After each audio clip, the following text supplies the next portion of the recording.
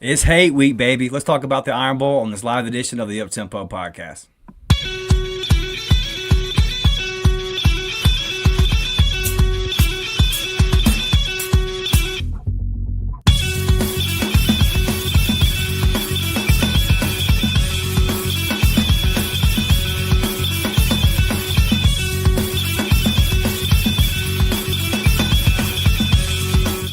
Yes, sir. Up tempo gang, Auburn family, man. Hope everybody's having a good week. Hope you're at home resting with your family on this Thanksgiving week, and hopefully you've got a nap because we got a long night ahead of us, Auburn family. Another long night, Blake. I'm still trying to recover from last night's events, brother. Hey, get your coffee, get your Red Bulls. I'll have my Red Bulls in Copenhagen ready. We will be riding it into the morning to watch Auburn and North Carolina tonight. But the bigger picture of this week, obviously, is Thanksgiving, the family time. All right, spend it well. Happy holidays to everybody. But then there's a game Saturday, and that game is the Iron Bowl. It's the greatest rivalry in all of sports. It's the greatest rivalry in college football. It's the greatest rivalry in college sports. Any way you want to slice it. If anybody wants to argue me on that topic, I'm glad to pull up a chair and we can sit at the round table and discuss it.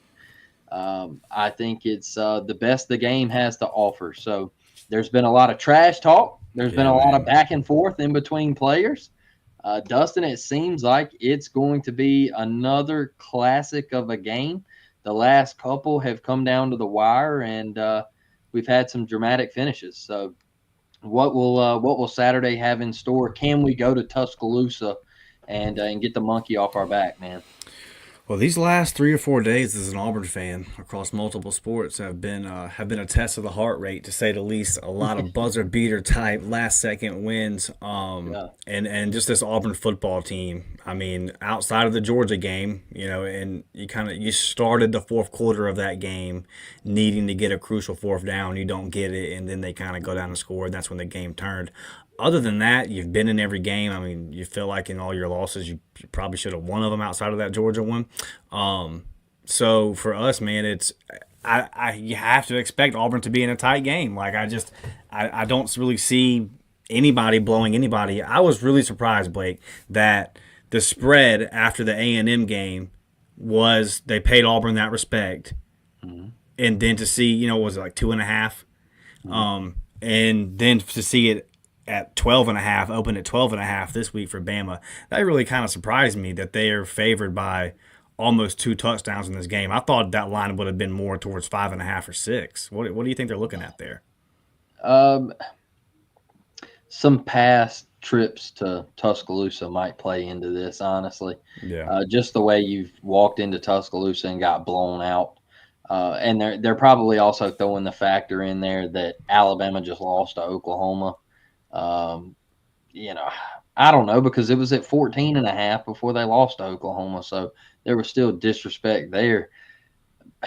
Man, I don't get it, because I think Auburn matches up pretty damn well with them, to be honest. I think this is going to be a close game. Like, I don't think Alabama's going to blow us out. Could they? Yes, they have the potential to blow us out.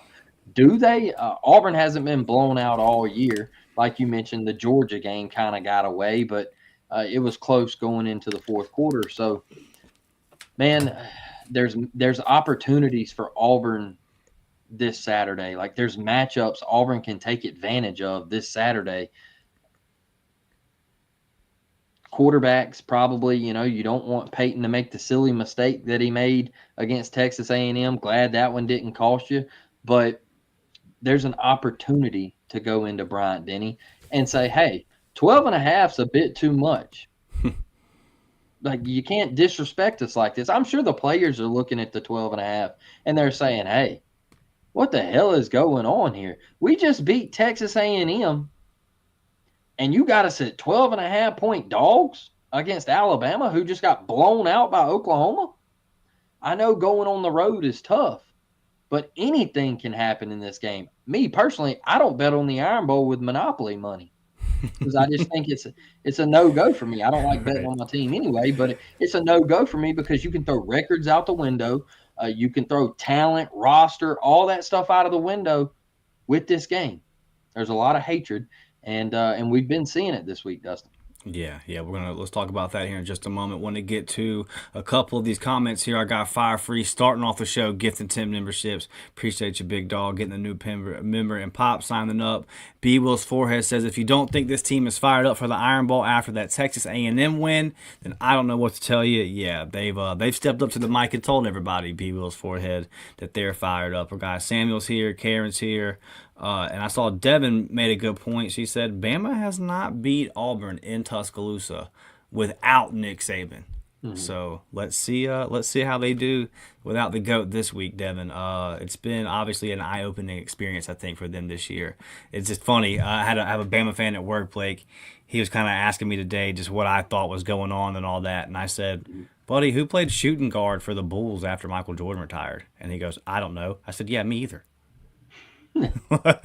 Yeah, it's a tough spot. It's a tough spot you guys are in. You mentioned some of these comments, man. Freshman linebacker DeMarcus Riddick, he made some noise yesterday, guys. Got up there and he said, listen, Ryan Williams is not, well, he was asked specifically about Ryan Williams, and he said, listen, Ryan Williams is not that special to me. He said he's electric, he's a good player, but he's nothing that we haven't seen or that I don't think that my guys can handle. And then he says, I will not lose to Alabama while I'm here. Cam Coleman also went on to say it's a revenge tour. It's going to be the last time that this team is playing together, and it's the last opportunity to go in there and get a win for Jarquez Hunter, Luke Deal, all these guys that have been faithful to Auburn and have never beat Georgia and have never beat Alabama. This is the last opportunity, he said. So we're going to go in there and we're going to do that, and we're going to take advantage of it. And obviously, it gets a whole lot of play all over the national media. You know, Auburn's talking smack and all that kind of stuff. But I think that the response from the Auburn fan base that I've seen over the last 24 hours has been, I think everyone kind of likes it, man. I think everyone's kind of saying, cool, because we've just kind of, and you know, I think Saban probably did this to every SEC fan base in school. It just kind of beat us into submission. Like, he just kind of accepted it. Like, yeah, man, okay, whatever. And the only way to change that, Blake, is for some guys to come in and say, you know what, bump this. It's not that. And my favorite part of this is I will not lose to Bama while I'm here. Mm-hmm. What is? Give me this, Blake. Give me all of this. I want to start with DeMarcus. I'll start with the confidence of DeMarcus. And we kind of talked about this last night on the water cooler. You know, if you haven't watched that episode, go over there and check us out. But DeMarcus was spewing confidence here, and it goes back to his grandmother, what she posted on Twitter. And if you don't follow her, go over there and follow her. She's a hoot, man. She's a fun follow. She's always got her family's back, and she stepped up for DeMarcus and said, hey, this is how, you know, I raised my kids and my kids raised him, you know, like this is what it's about. We ooze confidence in this family, and you know, we raise them to believe in yourself. And so I'm proud of DeMarcus, man. Like, it just shows that these young cats are fired up for the moment to walk into Bryant-Denny. They know what's at stake. Look, y'all, Alabama's still getting talked about going to the college football playoff with 3 losses. That's on the line. Jesus. Auburn is fighting for a bowl game. That is on the line. Eugene Asante, Luke Deal, Jarquez Hunter, those guys are fighting for one more game to wear the orange and blue and the AU on the side of that helmet. They're fighting for one more game. They know what's at stake. There's a lot on the line Saturday. And DeMarcus just simply said, hey, Ryan Williams is Ryan Williams. It's no disrespect towards him. I think it's some bad blood there, Blake. Well, I'll tell you this. Recruiting process. Well, I'll tell you this, all right? Ryan Williams has a podcast with Jalen Mbakwe, okay? Mbakwe asked him, what was going through your mind in Jordan-Hare last year when it was 4th and goal from the 31? And Ryan said, man, I was flirting with Auburn. I was flirting with them. I was teasing them.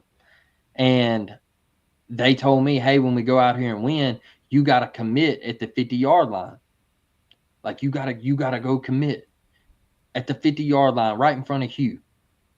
And he was like, oh, no. And he was telling the Auburn, recruits and commits, like, yeah, I'm going to do it. But he was like, in my mind, I was like, no, man, no, you know. And he said, and then when it happened, he said, I kind of stepped aside and was like, the Bond, the gravedigger. Like, I think Auburn players probably watched that episode and they're like, man, come on, bro. Like, don't try to clown us, bro. Don't try to clown us for going to Auburn. Like, they went through the recruiting process together. You had a player, an Alabama player, come out and say he didn't even know who DeMarcus Riddick was, but there's a damn picture of them on social media together holding a college football playoff trophy and all this stuff. Like, come on, man. Don't try to clown these cats. Like, yeah, Auburn's talking, but they're believing, and you clap back trying to clown. Like, I don't even know who he is. Brother, you just threw 3 picks and got blown out by Oklahoma. Don't try to clown nobody. I love the confidence. I love what DeMarcus said, man. Yes, Dustin, I think there's some hostility there. There's some bad blood. And, you brought up a great point last night.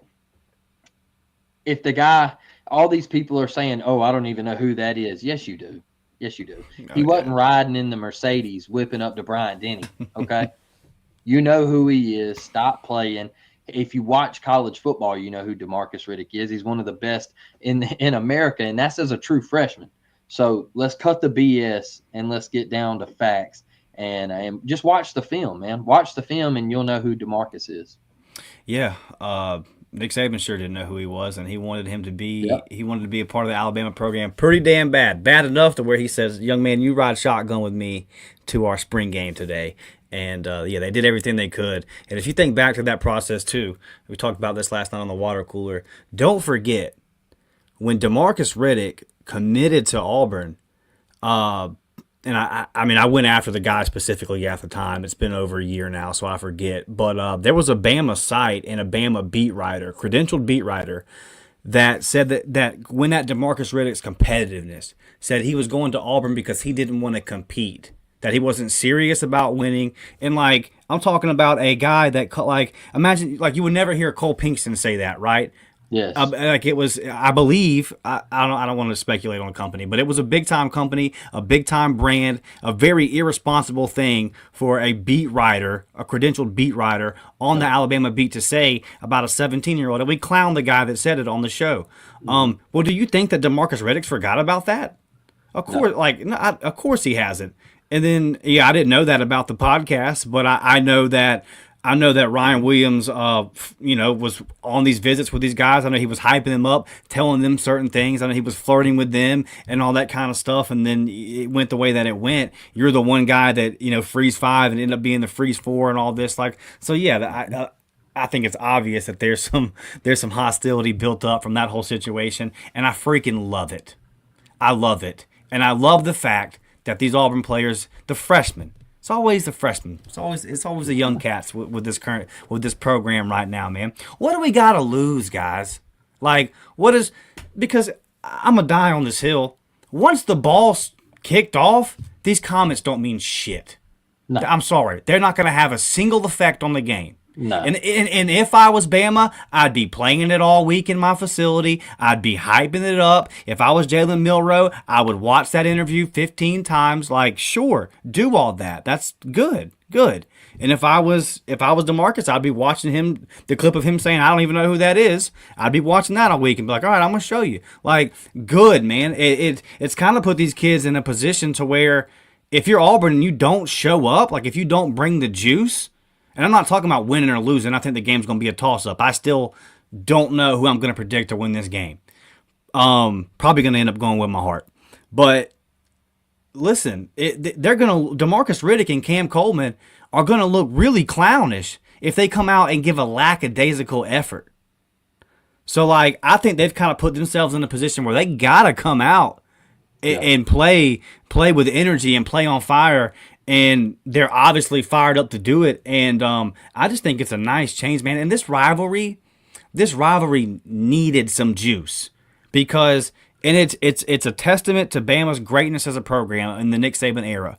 But like when I was growing up, I used to kind of sit back and enjoy the Tennessee Alabama trash talk that went on. Yep. And Bama just took a sledgehammer to that. And Tennessee didn't have any ammunition for 2 decades. Like, what am I going to say to you? It's the position that we're in with Georgia right now. I hate Georgia. I hate the piss out of them. What am I going to say to them? Unless we're talking basketball, I have no rebuttal. Look at it. We haven't beat you in forever. Like, so it's that.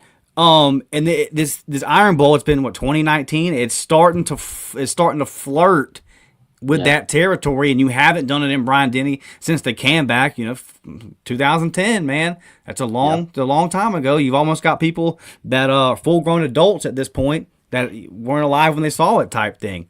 So I love it, man. I love it from every angle because, and again, and this is the thing that's funny about it too, is once that ball gets kicked off, they're going to be saying so much more than what they said. Yeah. Like, the amount of trash that's going to get talked in the game is going to be, and the things that are going to be said are going to be on such a heightened level over this right here that it's really not going to matter. And ultimately, what's going to win the game is, and I said this on Twitter this week, we're going to do all this talk about all the noise because and I think it's good for the rivalry. I think it's going to be fun.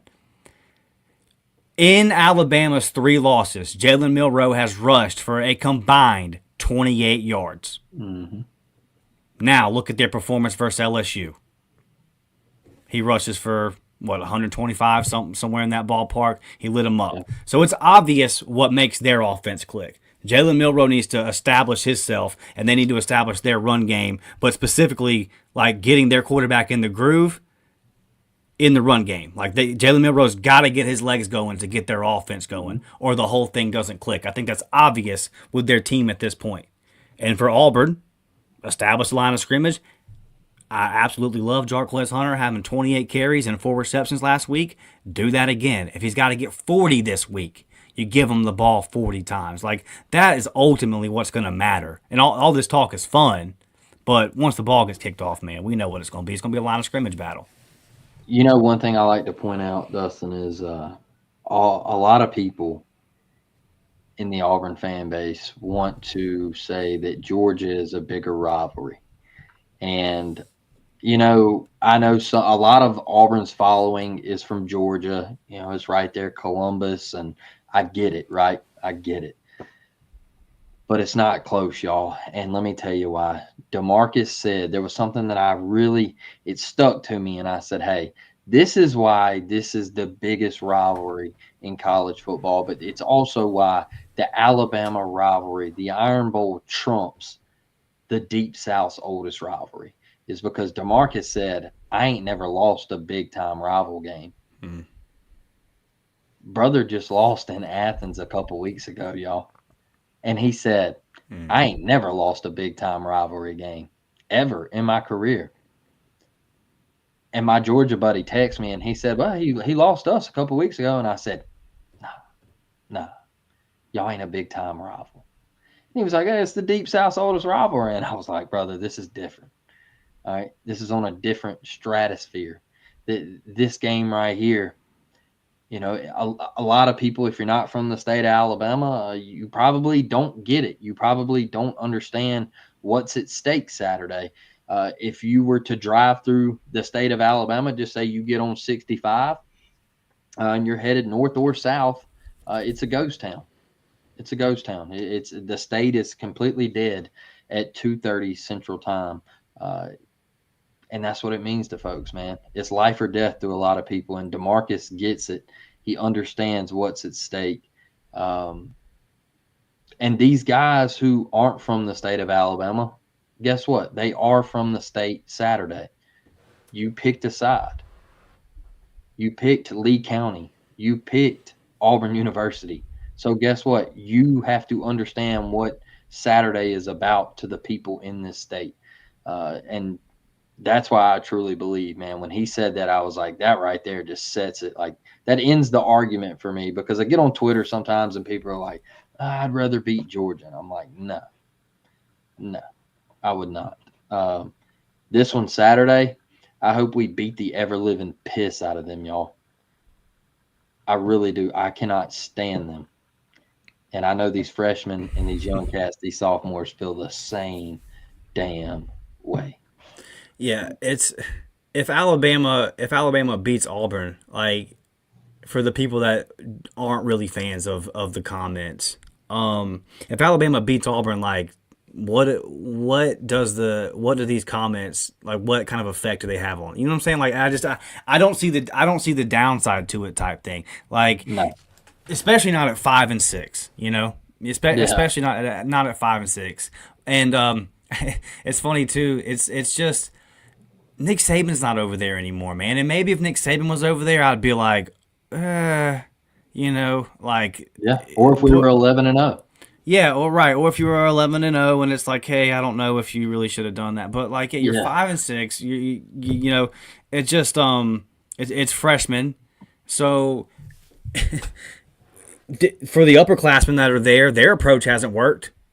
Saying the right things, showing them nothing but respect and all that kind of stuff like that. That mindset certainly hasn't done anything. You had them dead to rights last year. And we're going to do our preview show on Friday. Quick little programming note. We will not be live Thursday night. Let everybody enjoy Thanksgiving.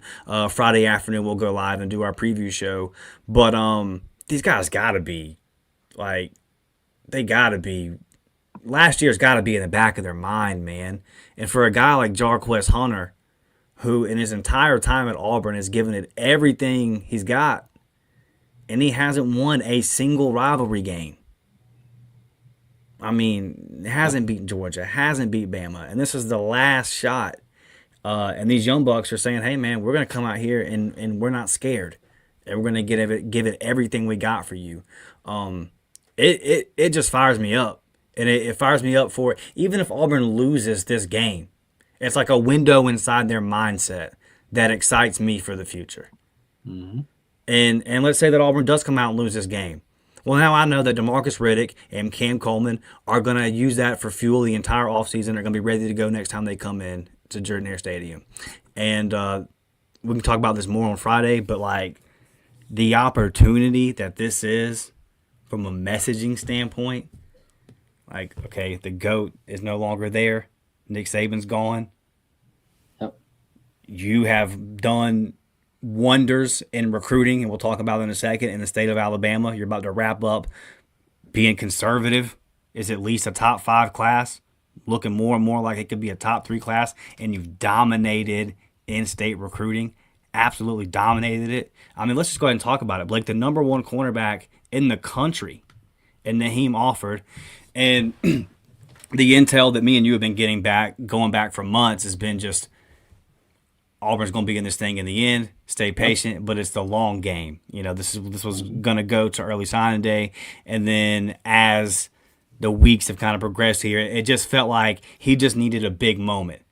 He keeps coming to Auburn. He just needed to see that big moment, and then he happened to be there on Saturday when everybody storms the field, and you finally shown like, hey, there is that big moment. So looking at this class, because now you've got crystal balls for and this is to the point for your big opportunity versus Alabama. Naheem offered, number 1 cornerback in the country outside of Alabama. He's committed to Ohio State. Crystal ball to flip to Auburn. If it's not Auburn, it's going to be Oregon. Alabama's not even in the discussion for the number 1 cornerback in the country, and he's from the state of Alabama. Like, hello?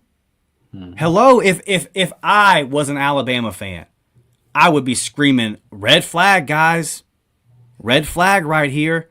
And then we can go down the list of all the other guys, the Fagans, the Eric Winters, all these guys, Malik Autry, top guys in the state that are all committed to Auburn. If Auburn finds a way to win this game Saturday, Blake, the message that you're going to send on the trail is we're taking over and the time is right now. Like, This win, look at what the A&M win did. Look at what it did. To pull this off Saturday, you're going to send shockwaves around the state, and I think you're going to shake the foundation. It would shake the foundation of what we've become accustomed to for decades in this state. Yeah, and part of that is why I said that all the pressure, in my opinion, is on Alabama Saturday. Because if you lose Saturday, then the young cats are saying, "Hey, told you." They're spanking your tail in recruiting, like up and down the state of Alabama. Now, nationally, I know Alabama's right now they're ranked a little higher, but in this state, these young cats are going to be like, "Hey, they're spanking you in state recruiting. They're spanking you on the field." I think it's all on Alabama. They're still sitting there too. People are talking about a 3-loss Alabama team should go over a 1-loss Indiana team. Like, I've heard people say that. So there's pressure on them Saturday. Well, will Auburn's 2025 class finish top 3? It might. It's looking like it. There's a lot of energy coming out of there. That Texas A&M win, man. Hey, we said we needed it so bad. These kids got to rush the field and see it. Deuce Knight, your quarterback, got to rush the field. Especially Ole Miss had lost earlier in the day at Florida, and everybody made this big deal about, Deuce, he stormed the field at Vaught Hemingway after they beat Georgia. And then he gets to storm the field at Jordan-Hare. And then Chroma's there, and he gets to go. Like, all these people, they're like, "Oh, Chroma, the energy's back. The energy's back." The energy never left with Chroma. Auburn was extremely close. They never stopped. Just because he committed to Georgia, they never stopped. So that's the thing about Kenyatta Wilson is, like, he don't stop, Dustin. He's killing it, man. He's killing it. This staff doesn't stop. And, you go win Saturday, and you got guys like Malik Autry.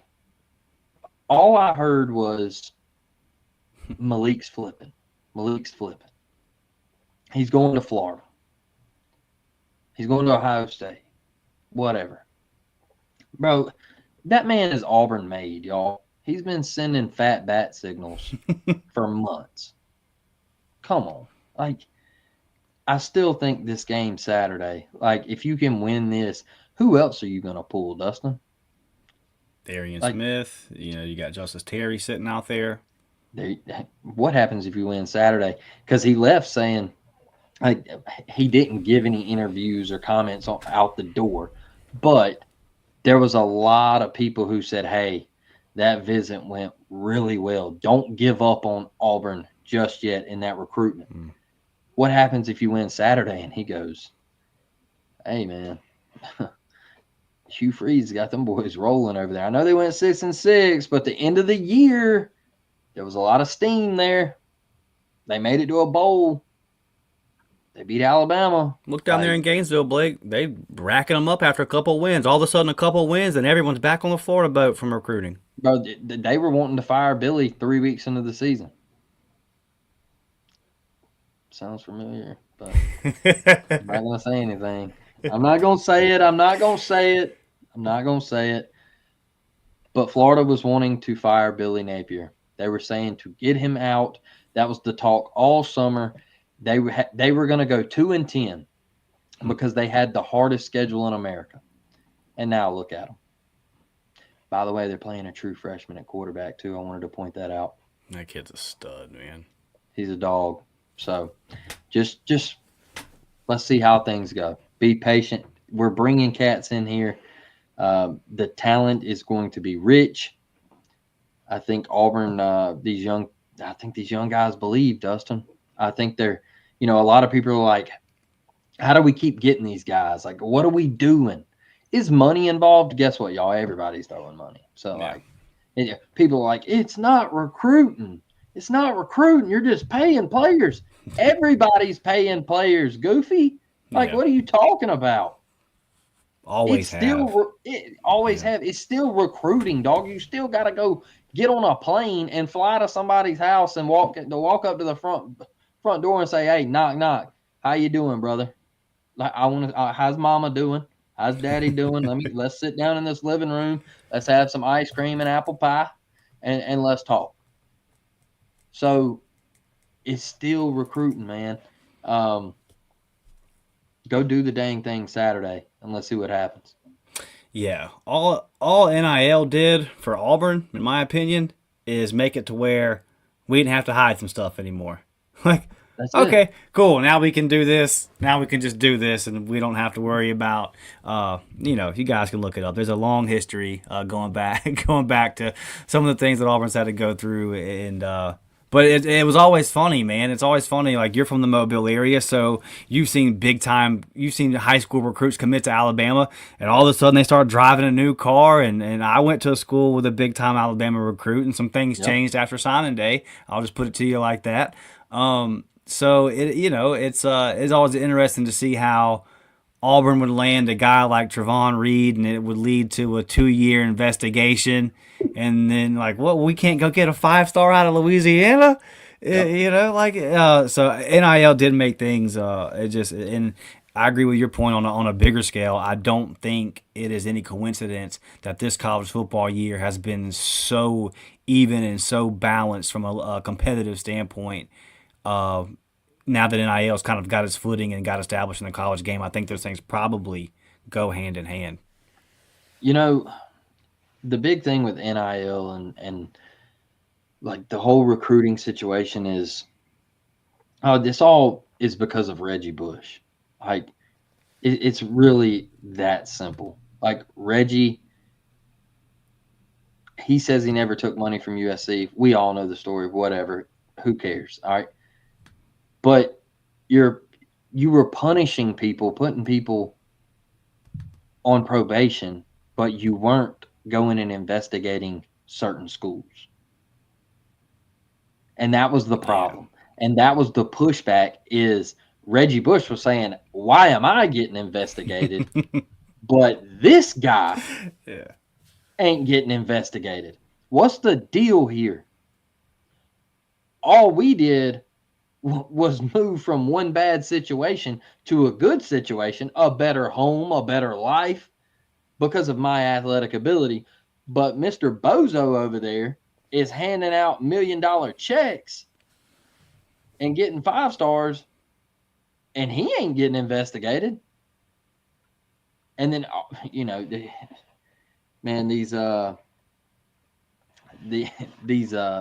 folks, I call them old heads. They're like, "This NIL's ruining college football." I mean, I'm just like, come on, brother. Like, it's a fair playing field now, right? And it's still recruiting. You still got to go do the thing. Like, I think a great thing to look at is Hugh going to Perry last year and that documentary Perry had made, where Hugh was like, "Hey, brother, I was running late. I had to get to the airport. Like, this is the only car they could give me. I had to, well, we drove down here. Like, it was just crazy, man. It was crazy. Like, a lot of things happened." That is the effort you have to put in to recruiting. Like, it hasn't changed. It's just all out on the table now. NIL has not ruined college football. It just made it fair, to be honest. So you don't have to keep seeing 4 straight years of Clemson and Alabama in the national championship game, or Ohio State and Alabama. All right. That's what it did for me. It made things fair. Anybody that is not giving this staff the credit for their recruiting efforts and are trying to put it all on just NIL, and Auburn's just dropping bags. I'm not trying to be mean, but like, you need to talk to some of the parents of these current high school prospects that Auburn's either got committed or has trying to recruit. They'll tell you about this staff. They'll tell you how good at their job they really are. They sing they do nothing but sing their praises. So when you talk to the parents, when you actually talk to the prospects, man, it makes a lot of sense. It's not just money. And look at Naheem Offord. Like, you think you're going to outbid Oregon? I'm not saying Auburn's not going to put Exactly. together, like, Auburn's going to put together the package for sure. Yeah. But do you think that Auburn's just going to have so much more money than freaking Nike? Come on No. now. Phil Knight's got the bags. Look, I've been to the facilities. They're nice. Look, this is my thing about recruiting and NIL. If you don't think it made the sport better, like when was the last time SMU had a legitimate shot to make a college football playoff? Guess what? When they went on probation, they went on the death penalty. You want to know why? Because they were paying players, oh my God, to be what? To be good, y'all. They were paying players to be good. And guess what? Now you can pay players again. Guess what? They're good again. Like, it's crazy. It's crazy. They have a fighting chance to actually succeed in college football once again. Like, it helped the sport, but you still have to bust your tail. Rhett Lashley still has to do things on the recruiting trail to get guys to come to SMU over A&M, Texas, Oklahoma, Texas Tech, things like there's still work that has to be done, man. Like, you can't just knock Hugh and say Yellowwood's throwing the bag, man. That lumber's going to be so damn expensive. I had a dude get on my Facebook the other day, and he was like, man, I hate to see lumber prices in the state of Alabama in 2026 because you guys are ruining Yellowwood, man. And I'm just like, brother, what are you talking about? I'm like, you just keep not giving a piss about nothing but the tide, brother. Yeah. All right, that's all you need to worry about. I think Auburn finishes with the top 3 class, Blake. And one of the things that has been talked about a lot is proof of concept. And, you know, in a lot of ways, even though the wins and losses hasn't come there, let's look at these position groups. Naheem Alford. What do you think that the proof of concept is being sold? Jalen Crawford. They're saying, hey, look at this young freshman right here and look at what he's doing. Do you want to be that guy next year? Because there's a spot for you. Proof of concept. Darian Smith. I guarantee you they're showing him Malik Blockton. And they're saying, hey, bud. And their games are a little bit different. But they're saying, hey, here's a guy. True freshman, defensive lineman. Playing just as many snaps as anybody in the country. Yeah. And being successful and getting better. Oh, and we did this the year before with who's now the leader of the D-line in Keldrick Falk. Proof of concept. Do you think it's any coincidence that Usman Chroma commits to Georgia, and right about the time that Jarquez goes for 270 in Lexington, you start hearing a little bit of noise about Auburn getting back in the recruitment. Mm-hmm. And now here we are with Jarquez being over 1,100 yards and another 3-touchdown, 130-yard performance that Usman Chroma just so happened to be in attendance for. And now all of a sudden you're getting crystal balls to flip him. Proof of concept. Yep. So there's a lot of things, man, where if you're Hugh, you can look and you can see what the pitch is here. And the pitch, if you beat Alabama Saturday, you can just put a bow on it, because what he can literally sell at that point is, it took us a little bit in the year, but towards the end of the season, we figured out how to win. And look at us now. And then what those bowl practices would do for such a young team, and then you would be able to get in the young kids that are from the 2025 class, the early enrollees. They would be able to get in a bowl practice. Like, a bowl would just be, that's a whole nother discussion we can go on for 30 minutes about how big that would be for the program. But, like, if you're Hugh, and I don't even, like, I think that the A&M game was enough. Like, that being your last time hosting the visits, that's the last memory they're going to have. Signing day's like right around the corner, so there's just not a whole lot of time. Yeah, man, I think Auburn loses. I think Auburn finishes. I think Auburn's going to finish right there. I think probably third if I had to guess. But a top 3 class in a year that at best is going to be 6-6. Just can't say enough about everybody, man. Every coach, every position coach, the head coach, everybody behind the scenes that puts the visits together and does everything, just the entire staff. Yellowwood, love you, big dog. Like, thank you. Can't thank you enough. I will never, ever, ever get on here and complain about Auburn boosters. I'm not going to do it. I love y'all, man. I do. And I appreciate the hell out of y'all. He just wants to see Auburn lose, Dustin. I know. He just wants to see Auburn lose. He hates Auburn to win, Dustin. Yeah. That's always been the craziest take I've ever heard, is to hear somebody say that the people that pour millions and millions of dollars into this program wants Auburn to lose and wants to hold them back.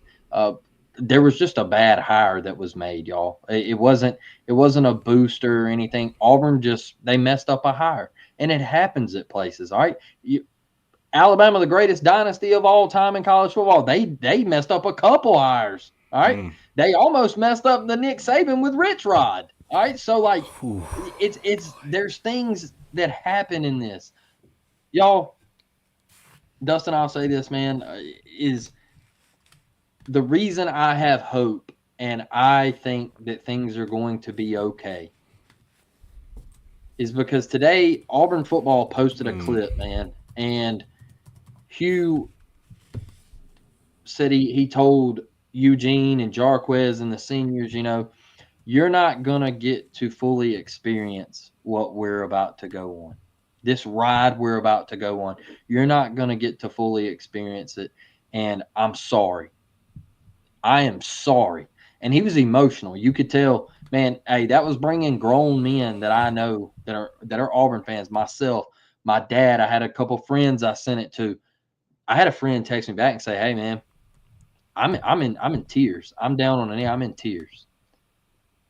And Eugene wrote to Hugh Freeze and said, if some of us have to struggle this year, if we have to experience the failures this year, I'm okay with that.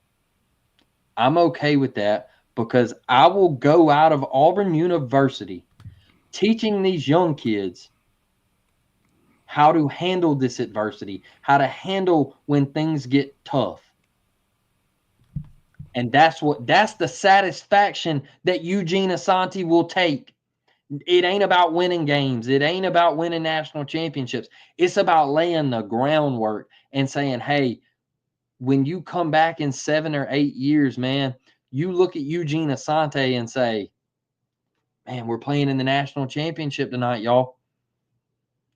I remember Eugene Asante saying, hey, follow me. We might go 6-6 right now, but follow me and I promise I'll get you there.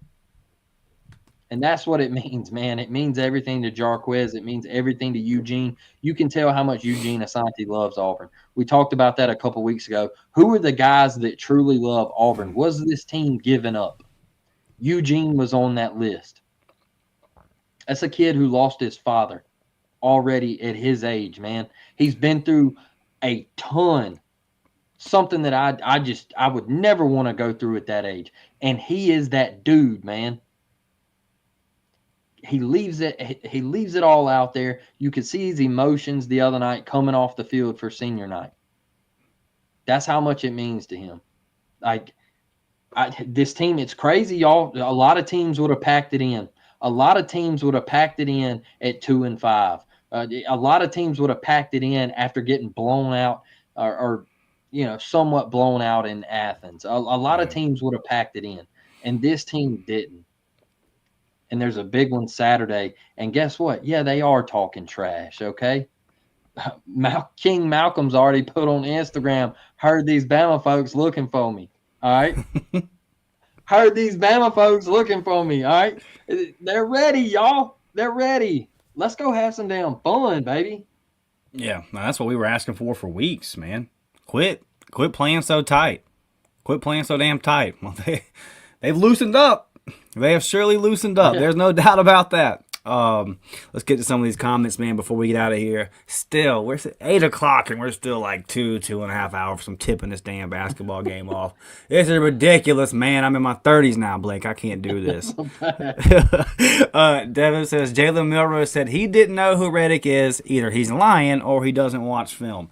Yeah. He's lying. He's lying, yeah. Devin. He knows damn well who DeMarcus Riddick is. He tried to recruit him to Alabama. The picture says so. Karen says, it is great to see the confidence these kids have is something that's been missed. Absolutely. I think it's refreshing, Karen. I really do. Mm-hmm. Devin says, what is the water cooler episode you speak of? We went on our guys over at the water cooler. We went on theirs, our guy Nick, and talked about the Iron Bowl yesterday. So go check them out, the Water Cooler Podcast. Go over there, subscribe. And me and Blake did about an hour with them talking about the game. Had a good time, man. They got a good podcast over there. They just got started. They're growing. So go over there and help out some good Auburn guys. Steven says, Big Ten stuffing the SEC in a locker. Or are you like stuck in you got like a dynasty mode going that you're stuck in or something? Look, Steven, I don't know you, man. I don't know if you followed me over here from TikTok or what, because I got the same question the other night about compared the Big Ten to the SEC and all this stuff. Brother, can we stop? Y'all, can we stop with this? Like, it's exhausting to compare conferences. Like, your little bro, we're Papa Bear, all right? Like, let's stop. It's just you're not stuffing anybody in a locker. You just don't play anybody. I mean, I don't know how you can get pumped up for Illinois at Northwestern at 11 a.m. kick. Big game. It's a big game, boy. I don't get it. I don't know how you can get pumped up for UCLA at Rutgers 11 a.m. kick. Everybody get hyped up. Like it's insane, y'all. Little man syndrome. I don't get it, y'all. I really don't. Like, it's just an exhausting topic. Like, I get it. Y'all believe what y'all want to believe because Michigan won the national championship last year. Well, guess what? Go look at the record books, bro. The SEC is just that dominant, and it'll never change. So, keep hyping yourselves up that you think you're the crap and all that stuff, man. You're terrible. Let's let the NFL GMs decide this. Let's let the NFL GMs decide this debate, this draft, Steven. Let's see how that goes. I won't even make the argument the SEC is better. Come back to me at the end of the draft, and let's see which conference gets more players drafted. And if you think you know more than the NFL GMs, then, brother, like you need to get yourself a job. Bingo, because it's been 20 years since somebody's beat out the SEC with the most players drafted. Crazy. There you go, Steven. That's crazy how that works. Teresa says, was Luke Deal a redshirt freshman in 2019 when Auburn won the Iron Bowl? Jarclez was a 2021 recruit, and it's his 4th year, and Deal is a 6-year COVID. So, yeah. I mean, Luke Deal may have been part of the kick six. He may have been on the team, may have been part of the comeback. He was actually standing next to Tommy with the thumb, bro. Yeah, Luke Deal doesn't count, Teresa. Luke Deal doesn't count. That man's older than me. And then, Jarclez has not beat. I see where Fire Freeze was saying wasn't Jarclez on the Baton Rouge. And I hate this, Fire Freeze. I hate this, okay? Because that Auburn LSU game in our lifetime has been entertaining. And it's been nuts. I consider LSU a rival. The reason I don't consider them a rival, like if I was writing down officially who are Auburn's rivals, I wouldn't put LSU anymore, and you can blame the SEC for that. Like, they killed that rivalry. We didn't play them this year. So, like, I feel you, and it's a game that I have a lot of respect for, and I complained a whole lot when it got taken off of our schedule. I much rather still, like, we played Oklahoma this year, and that was supposed to be the big cool thing, and I just don't care. Like, I don't care. I'm sorry, guys, and I don't care about Texas next year. I would rather that game be LSU. But it is what it is. Auburn not playing a team from Louisiana or Mississippi in a 12-game season is just kind of wild to me. But, yes, Jarclez was on that team, and LSU was a rival and all that. But I was talking Georgia, Bama, and unfortunately the SEC has killed the LSU rivalry. I tend to think that about 2 more seasons and the SEC will be going back to divisions. Because if you look all around the sports world, college football right now is the only sport that's like, we don't need divisions in this thing. Let's just have 18-team conferences and see who comes to the top. Like, we're not going to have to go down to our 7th tiebreaker in that format. There's a reason why every other sport has divisions. Fire Freeze says Mal Moore was hooking them boys up talking about former Alabama athletic director. Now, come on now. Come on, they will never do nothing over there like that at the fine, outstanding University of Alabama. Now, we are come on now, we were the take the money and run, son of a preacher man, scam Newton. That was all us, because I know that Julio Jones didn't get any money. Y'all didn't have anybody playing on that team that got paid, because I don't know anybody from Mobile that was around Julio. Hey, you remember in Roll Tide War Eagle, where they were going through the Cam thing and talking about how did he get paid the 180 G's and all that stuff, which is still, Cam always says it's still an ongoing investigation. That always cracks me up. But, the late, great Pat Dye, he said, I don't know no program that's lily white. And that was a dig. Look, if you go back and watch that documentary, that was a dig at Alabama. He was saying, hey, don't push this on us because I know you ain't lily white. You ain't perfect. Don't sit in here and say that we paid players and all this because we know some stuff about you. So don't start this. Yeah. I love that documentary, man. I might go watch it tonight. Right after. I might just stay up all night, Dustin. Maui tip. If we win, I might just stay up all night and I might watch that damn documentary. They expect me at work at 5 a.m. This is gonna be interesting to see if I make it. Yo, Malcolm says, "Can we steal Justice Terry from Georgia like Derrick Brown?" We could. I mean, I'm not putting in that prediction. I do feel good about Naheem, Darian, and Uzma Krama, and I'll do a member pod for you guys tomorrow, updating you on all these recruitments. And we'll get that guys out to our members there. And thank you, Fire Freeze, for gifting 10 of those tonight. So I'll put in the prediction for Naheem, Darian, and Uzma Krama based off the intel that I've been getting. And Blake, I know that you felt good about Naheem for a while, and with Justice Terry, I'll say this, yo, Malcolm, you better not count Hugh Freeze and his staff out. You better not count him out because he could be. The moment you do that, he'll be a part of this class, and he's already shown he can go get a guy from Georgia that Georgia wants. I mean, he's already done it multiple times. Yep.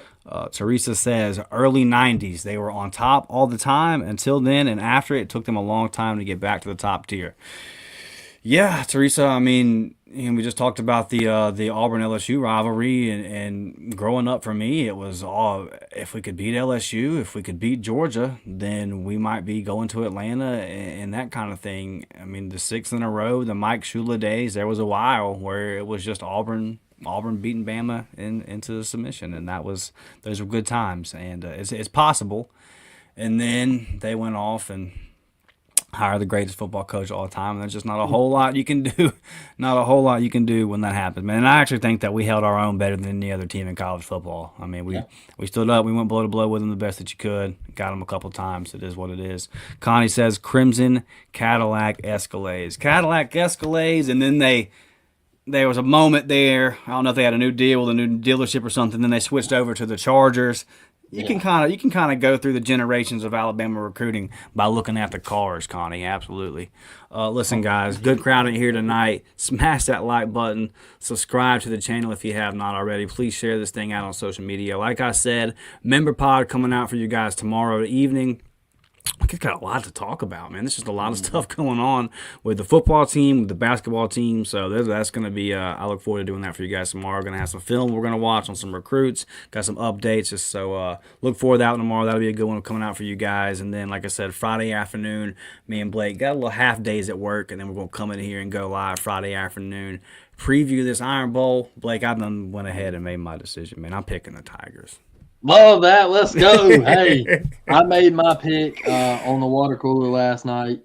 Y'all, I think this team's got something to prove. And trash talk or not, I think there's something to go prove. And you ain't beat them in Tuscaloosa since 2010, and that's got to change. So why not now? Ruin their season. Ruin Jalen Milroe's last home game for the Alabama Crimson Tide. Notice I said last home game. He's still got a year of eligibility left. I don't see him back at the University of Alabama. So ruin their season, all right? Because, like I said, they're still getting talked about college football playoff. End it. Make it go away. How would you love to see Alabama 8-4 with a loss to Auburn on there? Golly almighty. See y'all. Yeah, sign me up, man. Sign me up for that, bro. Man, oh, man. All right, we're going to see you guys Friday afternoon. Members got some stuff dropping for you tomorrow. Love y'all, man. Smash that like button on the way out. We'll see you guys later. War Damn Eagle. War Damn.